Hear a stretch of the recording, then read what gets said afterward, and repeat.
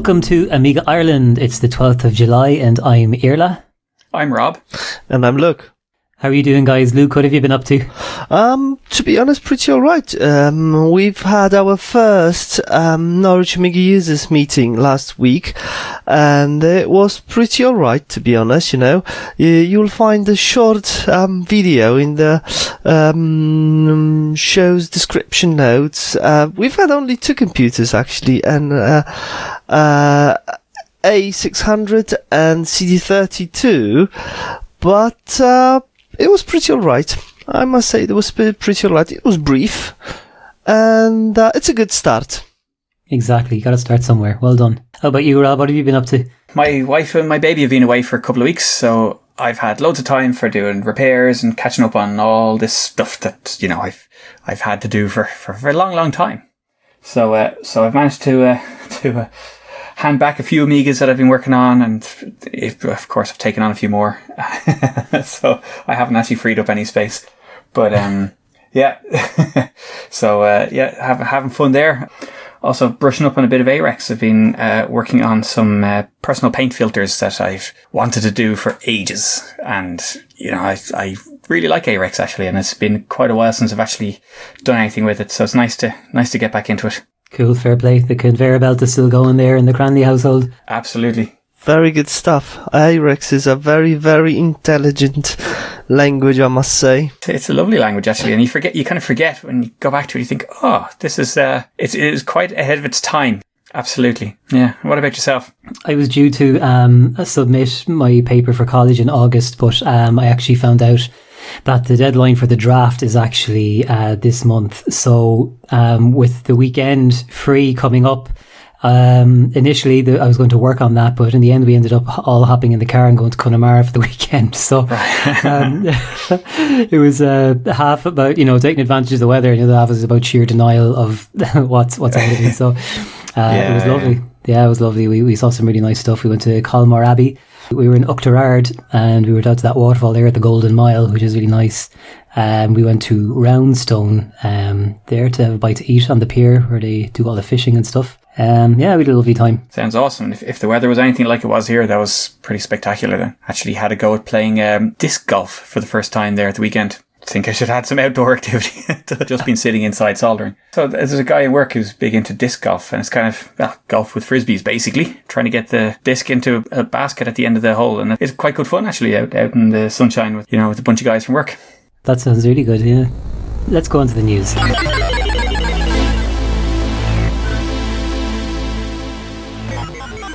First up, Enhancer software version 1.4 is to be released this summer, and there's an update by Matthew Lehman on AmigaDeveloper.com. And a lot of Amiga developers got together and met up in person instead of online, which I love the sound of. They were all working away on their Amiga X1000s and X5000s, and they have more of these events planned. They've got updates for multi-view scaling in terms of speed of rendering images and stuff like that. Custom menus and docked applications, which sounds like what kind of got introduced around, you know, on Mac and later Windows 7, where you could right click an application icon and interact with it directly there. And the sound data type now supports streaming. So yeah, that's really interesting. So you can head over to AmigaDeveloper.com if you want to see more of that. There's some nice key stuff, because especially with the multi-view improvements, because the traditional data type model doesn't support streaming or kind of, you know, real-time interaction with the data, which is why when you use them, that you kind of have to wait for the entire image to be ready or to be downloaded, or, you know, playing just a single piece of music, or, you know, you have to have the file there and ready, and it doesn't.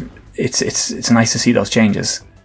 It's something that's kind of was a fantastic idea back in the day, and it was lagging behind now, so that's great. Mm-hmm. The MMU libraries have been updated again, and these seem to be updated almost every podcast, which is fantastic. This update's a small one, but it has some bug fixes, and it also has support for new hardware that's been released in the last while. So in there is sort of recognition and support for the VA2000, which is a sort of a homebrew graphics card for Zorro Amigas, and for ACA accelerators, which are, relatively new, I suppose. And, so it sort of supports their memory maps and the MMU and whatnot that, that's needed for them.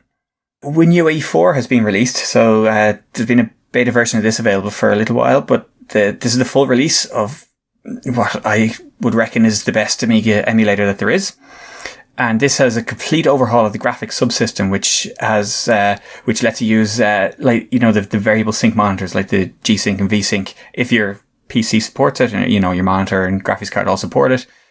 And that lets, the WinUAE emulate the Amiga at such a low level that you get essentially lagless video. So it can chase the beam as it does on a real Amiga, which is a massive improvement over the frame buffer method, which was used before, which wasn't a slouch, to be honest, but it's a huge thing. It's a big rewrite of a significant portion of the emulator, and it's well worth a look especially if you're, if you have a system that can take advantage of that. That sounds incredible. Because lag is the main complaint for people running emulators, I think. Yeah, and especially with the Amiga, where a lot of stuff is synced to the, with copper lists and things like that, is synced to the beam position on the screen. So this enables that to be emulated 1-to-1, which is, amazing, really. But what kind of system would let you use a multi-monitor setup if you had one? If you have, let's say, 2 graphics cards in an Amiga, you can have a separate display on both screens, and you can also use the negative output, like not in the same sense as on a PC where you've got sort of, you can extend your desktop. I get but you know when on the Amiga when you sort of flip screens with the top right gadget, and you can flip between 3-4 applications. Yeah. You can have them on different screens if you have multiple graphics cards in your Amiga. And so that's kind of how the Amiga handles it. Cool. And up until now, WinUAE didn't support that. And this is another, big thing. Probably not a big thing for a lot of people, but it's a big thing as regards how the emulation works. And so that's it's sort of a headline feature, I suppose. Right. We've got news from the C64 world now. Pre-order for Mayhem in Monsterland 25th anniversaries box has started, and you'll find all the information on binaryzone.org/retro store. And for those who don't know this game, Mayhem in Monsterland was first released in 1993, and it was a magnificent platformer. At that time, C64 was already dying if it comes to a software side, but this last gem actually was released, and if you're like a collector for C64 games, this game is just a must. In my opinion, until Sam's Journey, this was the best ever platformer for C64. Yeah, I actually saw that being played in the museum in Galway by Alana, and it looks really good. Very good game. Very good one. The KTRL CD32 pad, or Control CD32, I'm not entirely sure, has been released. Now, this is a great little controller, and what it is, this guy on the EAB forum has he's taken the SNES style basic clones of SNES control pads, and they're quite common nowadays with USB connections, and some of them are really nice. They're really nice buttons, and they're really well built, and the SNES is a good controller. Basically, this guy has taken these and he's developed a circuit board that you can put inside these controllers that lets you run it on CD32 instead, which is great because the layout is very similar. The same 4 buttons, same shoulder buttons, and the SNES just has one extra button, select, and that's it. So it makes a lot of sense, and he has them available as fully assembled, ready to go, or as a kit if you're into the soldering. So I got my hands on one of the kits there a little while ago and put it together, and it's a great controller. It feels really good, works really well, and nice bit of hardware if you're looking for a CD32 pad, because the official ones and the competition pro ones are very expensive these days. And these are a lovely alternative because they do feel good. Now there are slight problems with some A1200s, but the guy is very helpful, and he's kind of working on bug fixing them, and he's well aware of it, and there are some easy fixes that you can do to sort it out for if you do have a problematic machine. I should say as well that it has a programmable option, so you can have auto fire and also remap the keys on it. So you can remap the up button or the up on the pad to one of the buttons, for platformers which suffer from the Amiga control problem that, that doesn't, might work on a joystick but doesn't work well on a controller. So you can do that and you basically remap any of the buttons as you like. It's a really well implemented controller. Excellent. We've actually just got a CD32 power supply, compliments of Retro Ready one. We're going to hopefully have that on display soon, but we have one controller for it, so maybe this will solve our second controller issue. Absolutely, I can highly recommend it. And Versus 8 Disc Mag for July has now been released, and you can download it at the link in the show notes here. And they're also looking for your feedback. The standard is really high. There's lots of content. It looks really good, and I'm looking forward to reading the whole thing later on. So well done to everyone for releasing that. MorphOS 3.11 has been released, and a lot of bug fixes actually have been introduced. I think MorphOS developers have been really busy recently, like with the 3.10 release and now 3.11. They are working really hard to make this operating system look well, work well, and very enjoyable.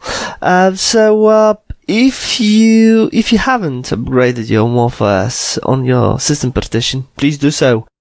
I didn't update to 3.10 to be honest, so I'll download this one. But it's normally how they go. There's usually a massive release, and then a while later they have the smaller release to fix the massive release. yeah. But 3.10 is a really like a massive release, and it introduces also like a new version of OWB with a lot of fixes, and it's again up to date. And browsing the internet is all right again. There's also like a modern email client, Iris, and works pretty alright. Still in beta version, but works pretty alright, I must say. So go for it, Rob. I'm sure you won't be disappointed, to be honest. No, absolutely. It's just I haven't turned that machine on in a while. That's what's happened. You've been very busy, to be honest. Yes, that's it. just move MorphOS higher on your priority list. Yeah, absolutely. Along with buying food and. Okay, let's move on to the gaming section.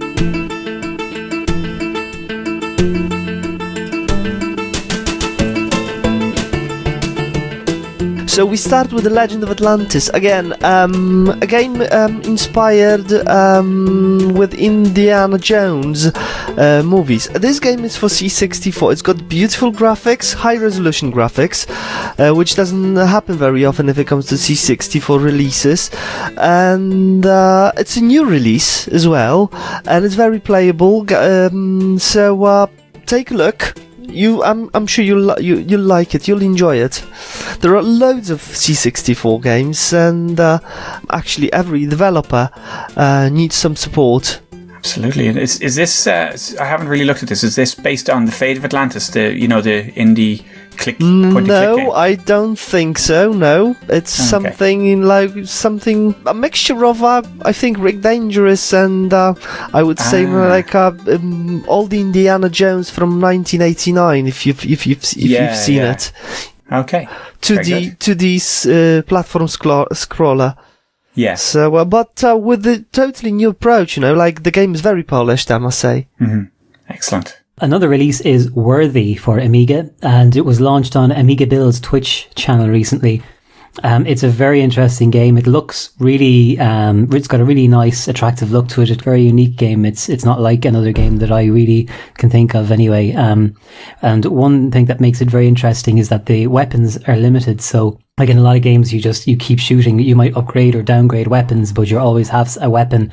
But you have a very limited number of strikes and a very limited number of opponents. So you have to sort of be strategic about where you move around.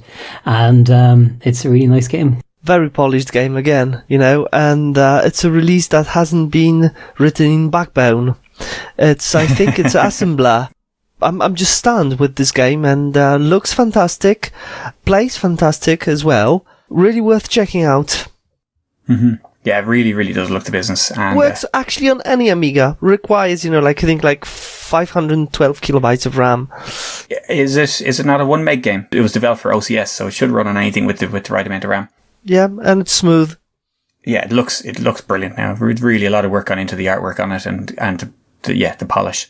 Right, we've got another release again for C64. It's a different approach regarding Rig Dangerous again. This game reminds me of Rig Dangerous. And do you remember a game called Montezuma's Revenge from C64 and Atari, guys? I absolutely loved it. Yeah, so it's a sort of a mixture between those two. The name of the game is Sydney Hunter and a Sacred Tribe. And again, the game is very polished, and it can be seen that the developers have put a lot of time and effort to this game. So again, if you like this type of platformers, scrollers, and you like Indiana Jones, or you enjoy Rig Dangerous, I'm sure you won't be disappointed with this one. When it comes to labeling your floppies on the Amiga, you've got a few options, especially when it comes to games. So you can download, the original kind of labels and maybe print those out if you want to. But some of them, they originally just came on a disc without, say, a label or any kind of artwork. It was just sort of printed onto it directly with ink. So we've created some floppy disk labels for some games that you can download and just print out onto adhesive paper, cut them out and stick them onto your floppy. And these were posted up on the EAB website. So Jelsenek created some labels of his own and added them. And some of these are actually editable. So like on our link, you can go in and change them or add in your own games or whatever you like. So if you go to... if you come to the show notes on amigausers.ie, you can check out both of those there. But a third option has just been posted by Methanoid are some labels being sold on a Polish website, and they basically have a unified look across them, and they cover a huge range of games, and they're quite cheap to order. So if you don't want to do any of the work and you just want to buy them, which I'm considering doing myself, you can check that one out. So it's nice to have some nice looking floppies if you're a disc lover like myself. Yeah, there's a lot of people who are who are missing discs and that or have discs that are kind of ruined, and that's really nice to have them looking nice when you write them back to new discs. It is, yeah. And like one reason I'm into it is that I don't have enough space for all of the boxes. So if I can make the discs look attractive, it's sort of like the cartridges or something from the old games, Yeah, I agree. And also Bambi Amiga have a service that Darren Glenn has set up, one of many running on that Amiga of his, where you can upload a floppy disk image, send him the price, of postage in a disc or whatever. It's not much he's charging, and he'll send you back. He'll write the image to a floppy disk and post it back to you. And he does this internationally, so that makes it pretty easy. So even if you have an Amiga but you don't really know how to get an image onto a floppy disk or how to copy stuff, you can go to bambiamiga.co.uk. I think it's hyphenated, and that service there will let you do that. That's great, and because it's easy to get into a chicken and egg situation when you don't have a working floppy of, let's say, Workbench or something like that. So you can't load it up to transfer other stuff from your PC. So sometimes you just need that first bootable disk to set up your card reader or to set up your your PC floppy reader or whatever, just to get the transfer going, and then you can do the rest yourself. But that one is sometimes the problem. So it's a great service. It's a great one for the C64. There's another game called Organism, which is being released, and that is sort of an alien-inspired action-adventure game. And it looks really, really good. It's sort of using a lot of the C64's power to run it, and it's sort of a kind of an isometric looking game. I haven't played it, but it looks really, really well done, and it looks like there's a lot to it as well. So it's well worth a look if that's your kind of thing. C64 scene has been really active recently, to be honest, guys, and with all those games, we've got another surprise. Actually, they've started porting Chaos Engine to C64, which is probably pretty challenging considering, Amiga version.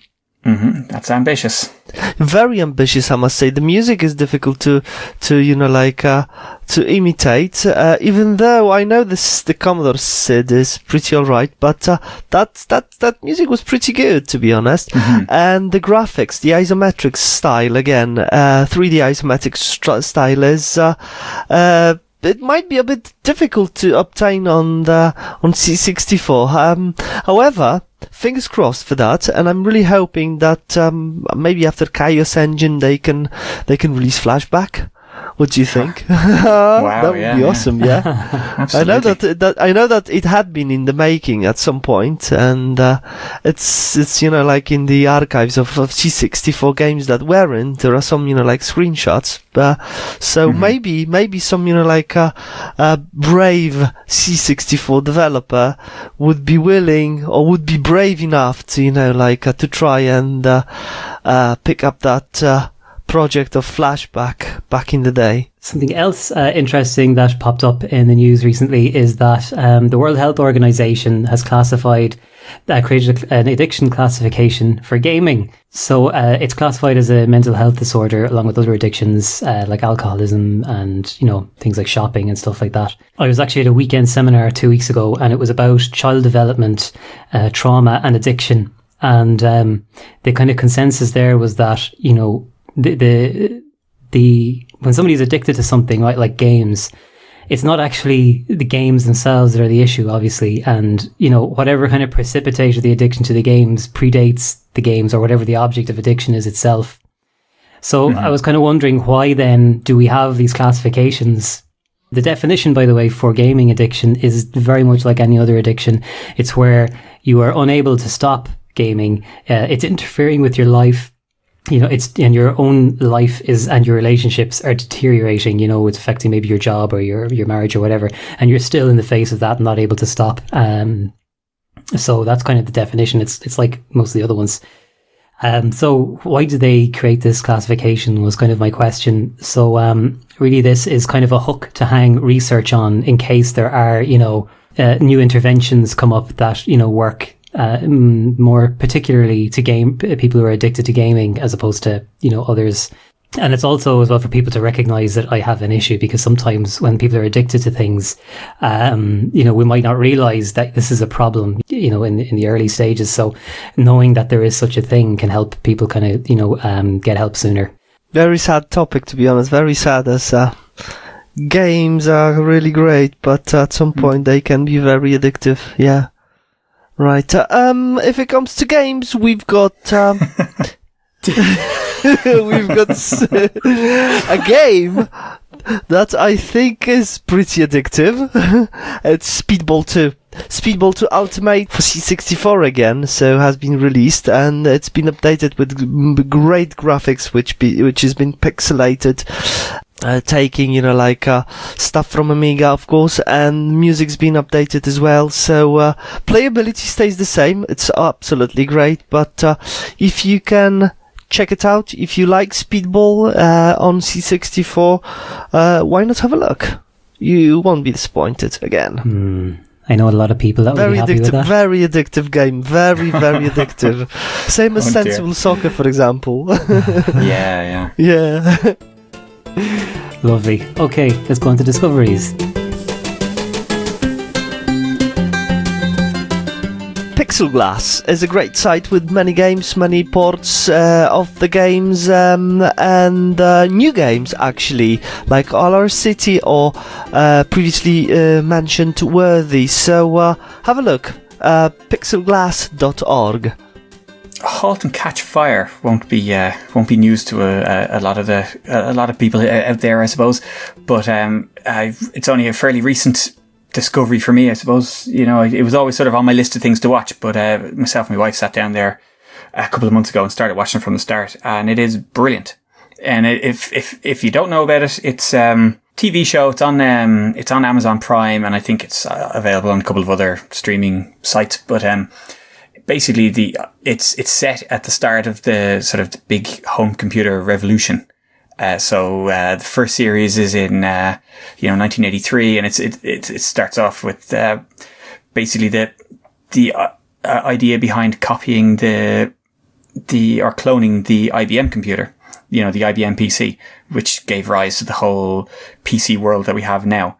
And while it's sort of it sort of loosely sticks to the story, obviously there are differences, and it's a drama rather than a documentary. There are so many things in it that are sort of spot on, or, based on the real events, that it's really, really interesting.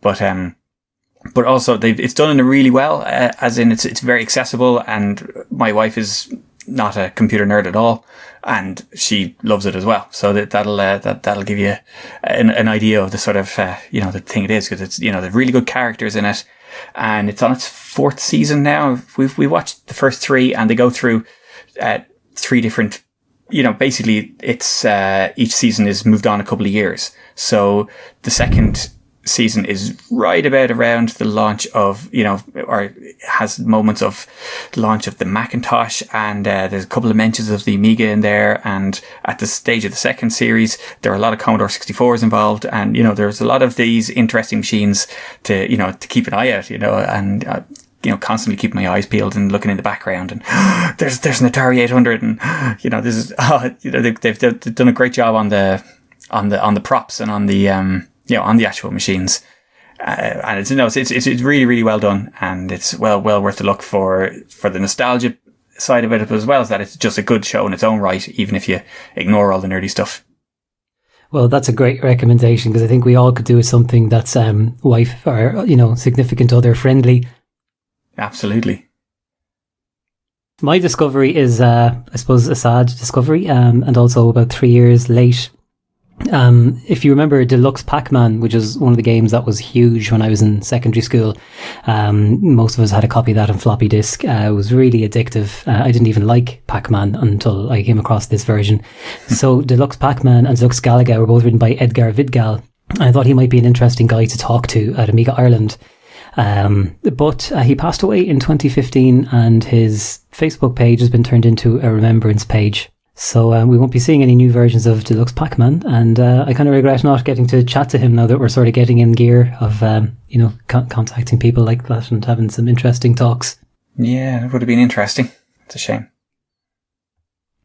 All right, community news and events.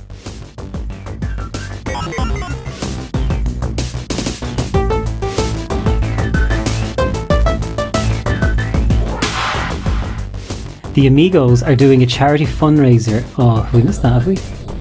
We have. July 7th. July 7th. All right. Yeah. Oh, dear, that's a shame. Sorry about that, guys. We were due to record this a week earlier, so we missed it. Okay, I'll skip that one. Let me see. You can still go to... let me see. The link they gave out was extra-life.org. You can get the full thing here. So basically, they did a 12-hour session of playing games where people donate, and for every $1 donated, you can specify what game you want played for that minute per dollar. And the proceeds go to charity, so a fantastic idea. There's nothing like it happening anywhere else that I know of. And also, I want to thank Daniel Seigenek, who came to the museum in Galway at really short notice to repair a Commodore 64 machine in there, and also take away some other machines for repair. So as I said earlier, I'm just finishing up a college course. I don't have much time, but I was asked to pop in to just sort of get a display ready, because it's going to be relaunched in remembrance of one of the founders of the museum who passed away. And there were a few things I could not get going just because there was a component or two missing, or, there was a key missing off Commodore 64. The CD32 is working great, but you have to keep your weight down on the case, so I had to leave, and I thought, God, who could look at this, who's close by? And I'll give Daniel Seigenek a try. He took apart two machines there for us. Two Commodore 64s. He sorted out the sound on the VIC-20, which wasn't wired up properly, and he took away two other machines with him. So you're a trooper, Daniel. Thanks. Brilliant. Good stuff. Good job, Daniel. Yeah. Tony Galvez won a first prize on Amiga graphic contents on Posada Party 32, and the graphics itself is it's a pure masterpiece if it comes to pixelated stuff. and I won't tell you what it represents. You have to see for yourself. Check the description show notes.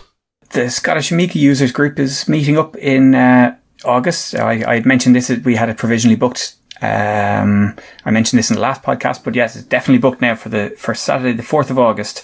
And that will take place from 11 a.m. to 6 p.m. in Shawlands Church Hall on Moss Side Road. And that's just beside Crossmalouf Station in Glasgow. So, if anyone's in or around Glasgow, please pop in. You know, we'll be there. We'll have a whole rake of machines. There's quite a selection of machines these days in Scotland with the Scottish Amiga users, and you know there should be some interesting hardware on display there. So yeah, come along if you're around. Nice one, Rob. Yeah. Actually, I think Dara Glenn is supposed to be there. He has an ambition this year to visit every user group meeting in Ireland and the UK, which is, I'm sure his wife loves him for that. But yeah, himself and Paul are supposed to be up as well. So come on, lads, fair play. Looking forward to seeing them in Glasgow, and you know, after seeing them in Ireland as well. Yeah, and I was chatting with Alan as well, who comes down from Belfast, the Ireland one, and he was saying, you know, it'd be good to go to the Scottish one. So I don't know when I'm going to. This year is going to be tough for me, but yeah, I definitely want to go to the Scottish meetup. Sure, we'll. It looks like it's popular enough at this stage that we probably have a regular one or two a year. So great, we'll keep you posted. Good to hear it. Do yeah, I'm actually following your Facebook group. Yeah. Yeah, very good. Yeah, can't miss out. Okay, it's time for Ask Amiga. Okay, so there's a question on the Retro Computing Stack Exchange site, you know, from a guy whose his partitions weren't showing up on. So he had a hard drive in his Amiga 1200. Basically, when he booted up, normally all the partitions would be available on Workbench, but when he booted without a startup sequence, only the first couple of partitions were available. So the answer that's there is basically about setting the auto mount flags on the hard drive. So I'm just going to go into a little bit more detail about that. On the Amiga, the partitions are laid out in a special section of the hard drive called the rigid disk block, commonly known as the RDB. In there, you have the partition layouts, and that describes how big the partition is, where it starts, where it ends, what file system it uses, and all these various other things, block size. It will also contains a few flags that cover things like, is the partition bootable? And so you want at least one to be bootable, and then you put Workbench on that, and then you can boot from it and it'll show up in your early startup menu and all that kind of stuff. And boot priority, which decides which partitions to try first, and you know, it'll go through them in order, and that decides your boot order if you've got more than one Workbench setup. And also auto mount is a flag in there as well. And so you could, if you have a partition that you don't use all the time, you can switch off the auto mount, and that means it's not taking up memory all the time. If you're tight on RAM, that might be an idea. And you don't have it there every time, and you can always mount it afterwards. Now, to mount it afterwards is a slightly tricky thing in some ways, but it is perfectly possible when it's booted up. That's normally how the partitions are mounted. Now, for the original question, the thing is that if the auto mount flag is set in that HD toolbox, which is where you go to set up your partition and its flags, it should still be available when you boot without startup sequence. So there are a couple of things that might be going on there, and one is that it is only meant to be manually mounted, but some program or script somewhere during the startup is automatically mounting it, and so bypassing that, or it's beyond the 4 GB barrier and you don't have the necessary files or the necessary device driver and file system to access that partition, and so that's sort of slightly more of a worry. But so in that case, the partition won't be available, and that's for good reason, because if you access it without those files loaded, you can corrupt data and cause yourself all sorts of problems. Yeah, so basically what could be happening there is that the new drivers are being set up as part of this boot sequence, with set patch or whatnot, and that's why they're only appearing on Workbench. It should be an accessible partition, and the manual mounting can be used, and that can be used either with a mount list or with OS 3.9, and I'm trying to remember if OS 3.5 came with it, but definitely OS 3.9 has a tool called Mounter. And if you start that and just point it at the disk, like sort of like SCSI.device unit 1 or unit 0 or whatever, it will list all the partitions, and you double click on the partition to mount it if it hasn't been mounted already. And it's a handy little tool for that. So it's just a quick overview. There's, obviously a lot more detail, give you an idea of how that whole part of the OS I works. didn't realise there was a way to mount stuff without using a startup script. Any readable partition should be available without the startup script even. So, it's just something to be looked at. Okay, great. Let's move on to online activity.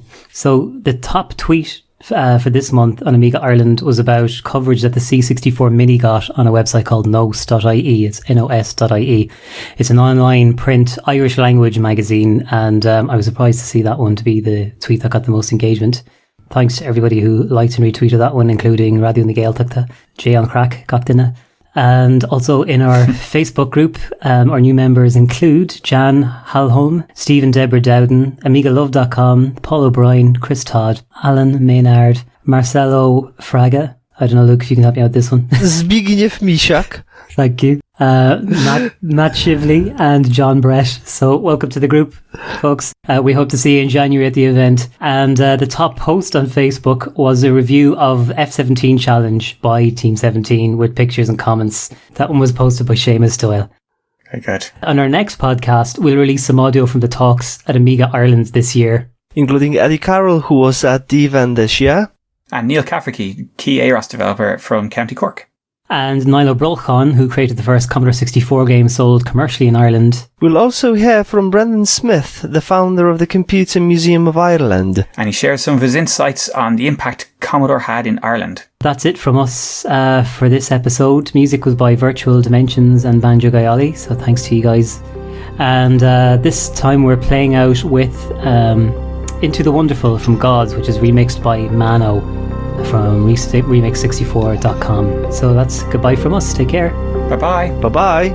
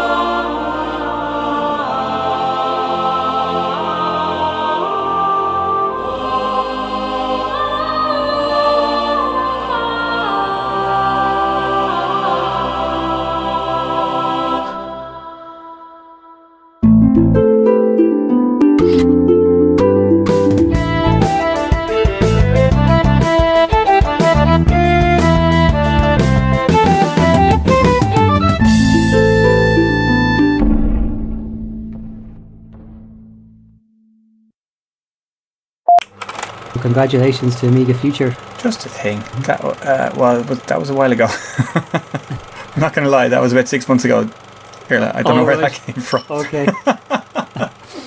I don't know. I mustn't have been checking. Yeah, it might have been an old thread that got dragged up or something. Yeah. Okay. Thanks for the juice. No bother. I'll write that one down. 7 minutes.